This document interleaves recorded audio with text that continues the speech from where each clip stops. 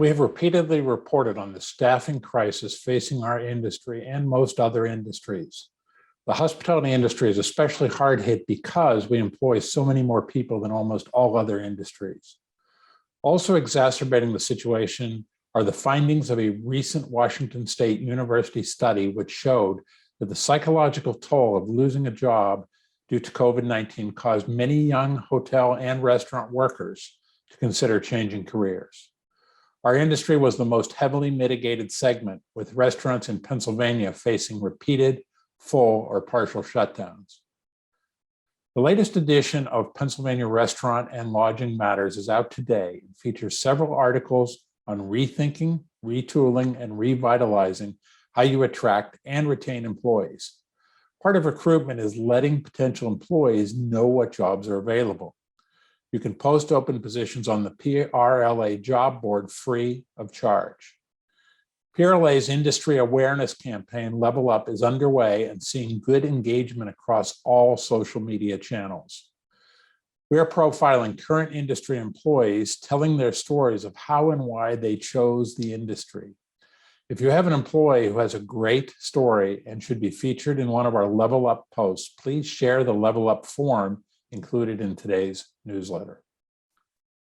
New York City Mayor Bill de Blasio this week announced vaccines will be required to work at or enter any restaurant, gym, or performance venue. The program, similar to mandates issued in France and Italy last month, will start on August 16th and enforcement begins on September 13th. Our partners at the National Restaurant Association replied with this statement, quote, "The National Restaurant Association and the restaurant industry support vaccination for everyone because higher vaccination rates are our best bet for containing the spread of COVID-19. Today's action by Mayor de Blasio will require significant changes for how restaurants are operating in the city by putting the responsibility for verifying vaccination status of employees and customers on the operator. Checking vaccination status isn't like IDing a customer before serving them a drink. Staff receive training on how to do that.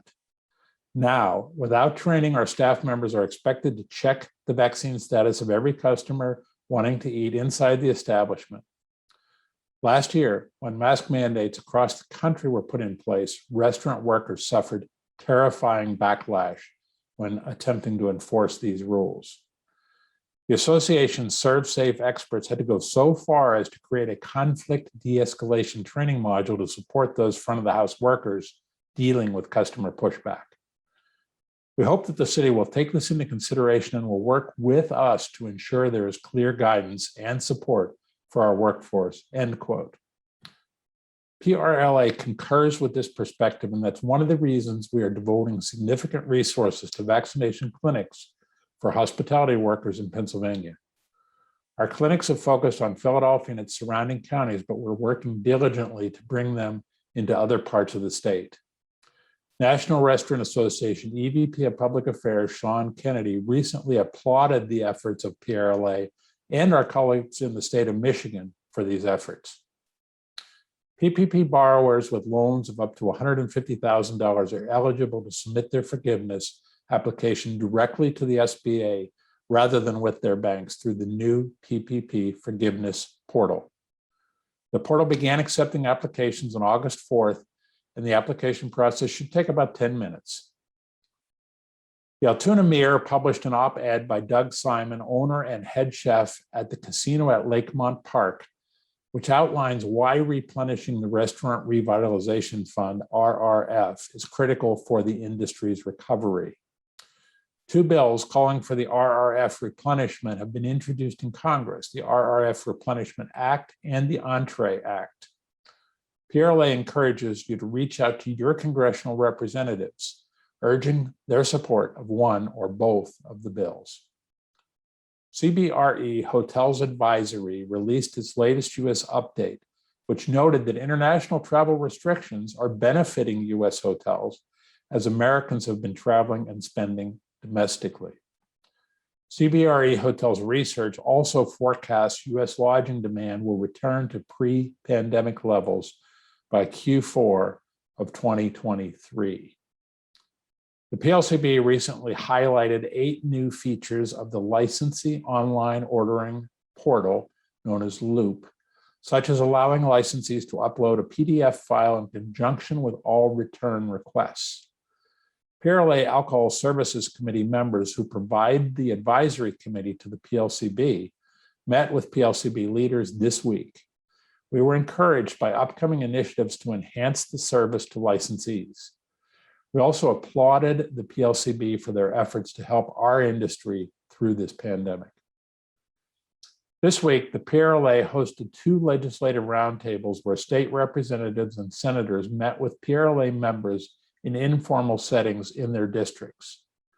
We had a record number of legislators attend the meeting hosted by Scott Enterprises, Ambassador Banquet and Conference Center in Erie, as well as the Central Chapter Roundtable hosted by Trogs Independent Brewing in Hershey. These meetings provide an opportunity for elected officials to hear directly from operators about challenges within their businesses. And it provides PRLA an opportunity to connect real faces to the legislative initiatives we're pursuing.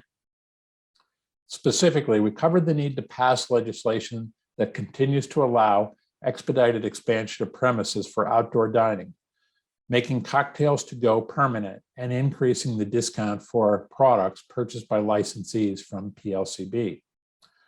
We also focused on the refunding of the CHIRP grant program, tourism recovery funding, association health plans, which, by the way, will dramatically reduce health insurance costs for restaurants and small hotels, and several other items. Each year, PRLA hosts roundtables around the state. Watch the daily update to find out when one will come to your area. Please make sure to attend. Your voice is critical to our efforts.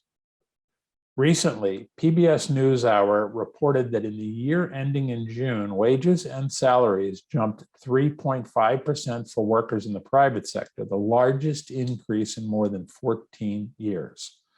That increase was driven by a sharp rise in pay for restaurant and hotel workers of more than 6%. As many economists note, free market forces are the best determinant of wages, and that may be why there was little discussion of minimum wage at the roundtables. I'm John Longstreet with another edition of It Happened This Week. Thanks for tuning in, and I'll see you again next time.